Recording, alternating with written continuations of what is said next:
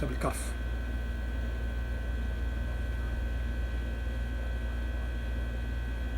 Okay, this video is this comment is in English from Facebook. My question would be about what are the things and the character you look at when you choose the young horse that you will start training? What kind of exercise can you do with the colt filly before deciding to purchase this one specifically, and what to do to be able to see his or her personality? Thank you. In my opinion, this comment is two, let's say, questions, two different questions. The character of the horse, the personality of the horse, and the exercise you want to do with the horse before buying him. In my opinion, the answer for both questions is the same. It depends on what you want the horse for. If I want the horse for flat racing, it's different than wanting him for show jumping. It's different than wanting him for marathon racing. It's different than wanting him for dressage riding. It's different than wanting him for endurance riding or western riding, and so on. So it depends on what you want the horse for. And the way or the style of riding you use has a lot to do with it. So to judge the character you want of the horse, the personality of the horse, is not just about his personality or his character. It's about his character or personality in what you want him to do after breaking him or starting him. That's one. The exercise is the same. You do the exercise that is very close from what you want to do after breaking him or starting him. If I want to break or start a horse, and I know that I'm planning to use the horse or ride the horse in show jumping after starting him or breaking him, I want or should do some stuff before buying him in leading, in groundwork, because he's not broken yet, that are very close from show jumping, that are very close from a fence that you want the horse to jump in show jumping. For example, loading him into, let's say, starting gates, trailers, leading him inside water or spooky places or high places or weird new places, because you want to see how brave the horse is, how much trust he will give you, and how, let's say, fast will he trust you compared to other horses.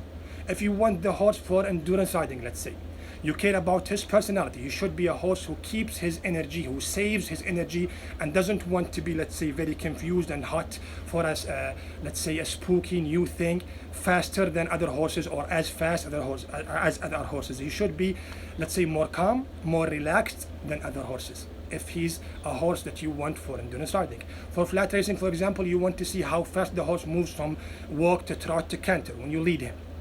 So it depends on what you want. Do an exercise, make an exercise with him in leading that happens to be very close from the thing that you want to do with the horse, want to ride the horse in after breaking him or starting him. In my opinion, if you want to start or break the horse and you don't care about what happens after starting him or breaking him, like in my case, for example, I break the horse or start the horse. Of course, in my opinion, it's starting, not breaking. I believe that the word breaking is not correct, but sometimes you have to say it because people don't understand what you're saying when you say starting. When you start to break a horse and you don't care about what happens after that, I'm not planning to race him or jump him or whatever. I care about the personality or the character of the horse, and I care about the exercises that are very close from my way of riding. I care about total control, and total control comes from real trust. If you use strength, you will not control the horse for real, and if you're just being kind or, let's say, lovely or nice to the horse, it's not enough. He needs trust. Real trust will lead to total control. So the exercises I do with the horse before buying him or before breaking him or starting him, if I have to do it, are the same things that I want to do when I start breaking him, in leading, groundwork, and in riding. And they are two main things: directions and speed. Stopping, moving back, halting from trot or canter when you lead him are, let's say, what I call speed exercises. Then you have direction exercises: tight turns or spinning, tight and wide circles, controlling the direction while moving back.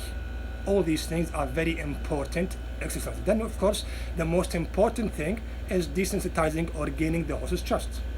I spook the horse and put him in new, spooky, weird areas or places, and try to control him in it or in them or in these places and see his reaction.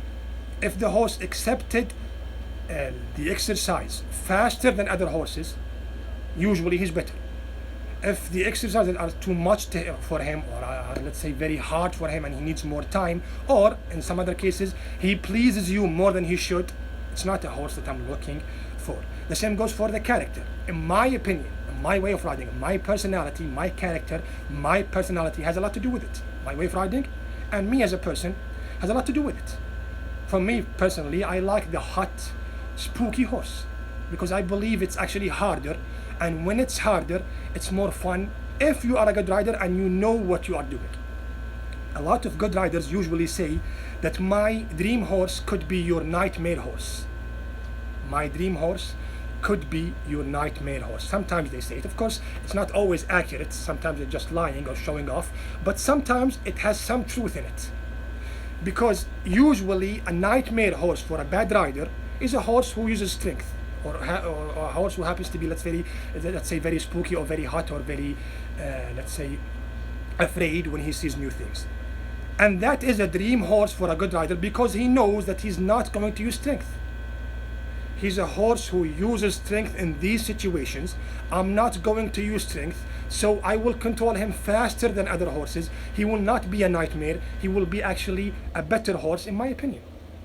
So a harder horse, a nightmare horse, is going to be a good horse for a good rider. If he happens to be a very good rider who already, let's say, broke or started horses, who happen to be hard in the eyes of or the opinions of other people. But as a bad rider or as a beginner, of course, it's a different matter or a different issue. So it depends on your personality or character or way of riding. And even if you are a good rider, let's say we are as good as each other with leading the horse or in leading the horse and in riding. In horsemanship, we are close from each other. The level of riding that you achieved and the level of riding that I achieved are close from each other, but your way of riding is completely different than my way of riding. What you want in the horse is going to be completely different than what I want in the horse.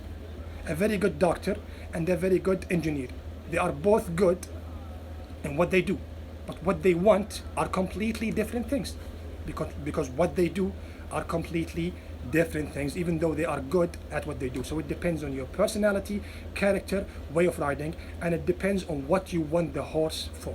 In my opinion, if you want to do what I do, the exercises that you need to do: moving back, halting from trot and canter, stopping easily, tight turns and spins, tight circles, and sometimes wide circles, gaining the horse's trust, leading him inside water, starting gates if you can do that, very small, new, spooky places, using the sack or the bag or the bottle full of stones to scare the horse and spook him and see his reaction. All these exercises in leading are very important before purchasing or buying or breaking or starting the horse. As for the character, you have to understand the character or the personality that you actually like in horses. If you don't have enough experience, you have to try a couple of horses before actually judging what you like in a horse, what you want in a horse. For me personally, I like the spooky, hot blood, hot horses because usually they are going to be much harder, and because they are much harder, they are more fun to ride or deal with in my opinion, in my case. And believe it or not, they are going to be faster in learning what I want, because if he's more hot, if he's more spooky, he will give me what I want. He will give me more reactions faster than other horses. And if what I'm doing is absolutely correct, that means he will develop faster than other horses instead of being ruined faster than other horses. If I am a bad rider who rides in a bad way and I deal with a hot horse, he's going to be bad faster than other horses. The other horses are going to be bad with time in a slow way compared to him. If you are a good rider who will develop the horse, the hotter horse, the more spooky horse, or the spookier horse will be developed or will develop faster than the other horses. That's why, as I said before, he could be a nightmare for some people and a dream horse for other people. That's my opinion about the exercises you should do with the horse before buying him or purchasing him, and judging the personality or the character of the horse.